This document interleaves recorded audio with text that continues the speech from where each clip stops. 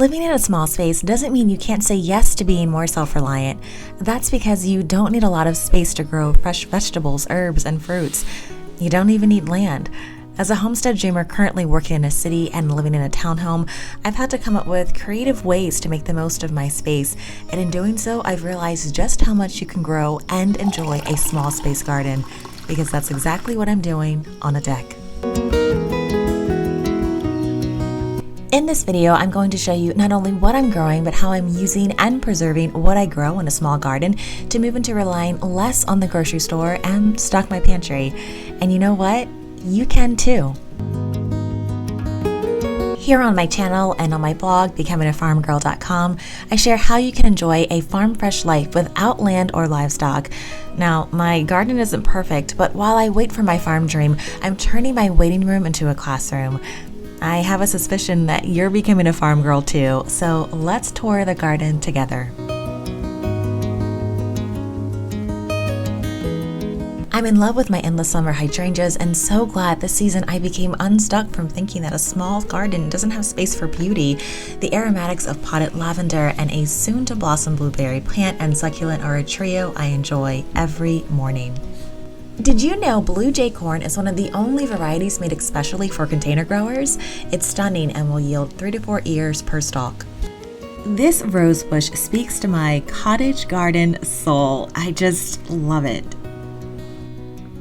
And this quartet of zinnias will soon be an explosion of bold summer colors. I've potted purple pole and rattlesnake beans and snuck in some zucchini in cloth bags.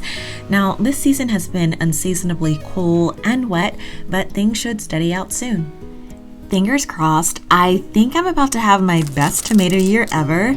I've packed several varieties in this screened-in planter, and so far we're blight and blossom and rot free. Guilty! This hydrangea girlfriend is a recent rescue from the clearance section at Home Depot, but she's tough and will return to her full glory. My peppers and fuller-sized tomato plants are growing slow but steady. And yes, more rosemary, but can you ever have enough? Velvety sage and full-size varieties of white and deep purple eggplant line the far side of my arch squash trellis. Yesterday, I planted my second green stalk.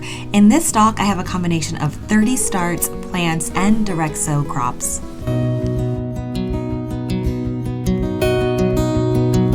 This past winter, I thrifted an animal trough for $30. I'm growing sun-loving tomatoes and spaghetti squash. A portion of our built-in seating is home to potted herbs, rain-soaked sunflowers, and pollinators. Here's my other green stalk. Y'all, I have 60 plants in 2 square feet between the two. These vertical planters are the best way to maximize a small space. And if you're interested, use my code BEAFARMGIRL to save $10 off your order. I'll also link my assembly video below. A planter box that I've tightly packed with several varieties of herbs including pineapple sage, mint, rosemary, and stevia are not only my aromatherapy sanctuary, but have incredible usefulness in the kitchen. Mint is a vigorous grower and yields frequent harvests that allow me to enjoy it in daily teas and make homegrown mint jelly. Mint jelly is a boutique item that is quite expensive for the price you'll pay at the grocery store. But I love it because mint jam makes an excellent holiday homemade gift. Mint jelly is perfect on roasted lamb as a filling in thumbprint cookies, stirred into iced tea, and served over chocolate or vanilla ice cream. I've included a link to this easy recipe in the description box below. This and other easy candy recipes are available on my blog, BecomingAFarmGirl.com.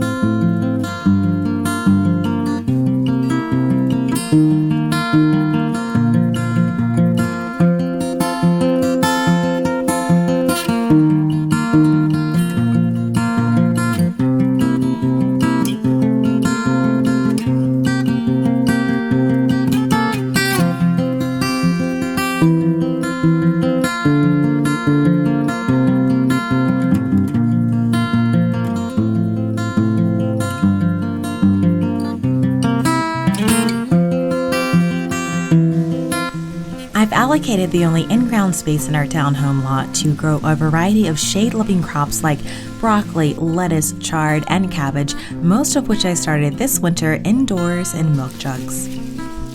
I'm able to harvest about 6 robust bowls of greens of fresh salads each week. Can I tell you that nothing beats being able to have salads on demand that doesn't require refrigeration and won't spoil on you? Even with a little or no land, you can still enjoy farm-to-fork eating. Y'all know I'm a green stalk fan because it's allowed me to quadruple my growing of full-size herbs, fruits, and vegetables. The other day I harvested an eclectic mix of golden and garden sage, oregano, orange mint, and rosemary so that I could drive some, make my own morning tea, and herb butter.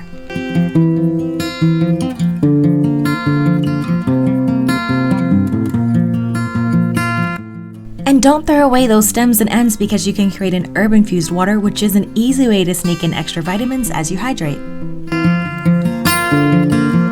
Because I frequently harvest my herbs to promote continuous growth, I look forward to once again building my stockpile of assorted herb butters to enjoy throughout the fall and winter. Herb butter is so fun to serve to others or give as a gift. It will keep for months in the freezer.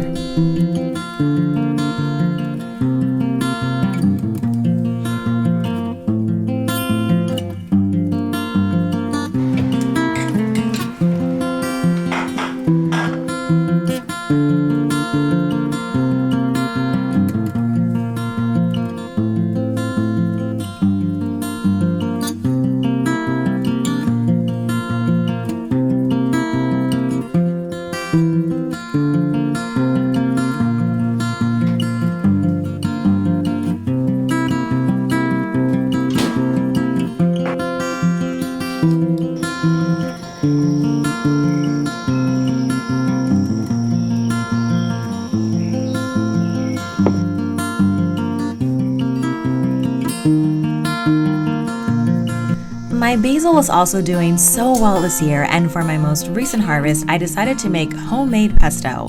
You can't beat backyard basil pesto.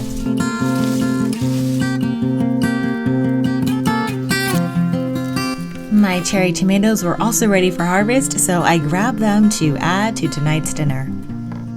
My lovely neighbors have supplied me with eggshells and other kitchen scraps, so I enjoy sharing my harvest with them, even though it may not be much. I also want to build the habit of sharing from my garden even now, even when it's small. I left a small bowl of these sweet cherry tomatoes on their front steps.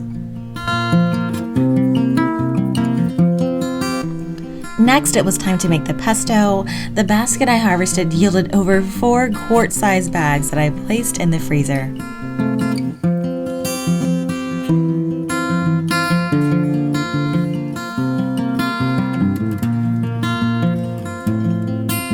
Dinner in the garden is the best place to be, and my goodness, this dish was delicious.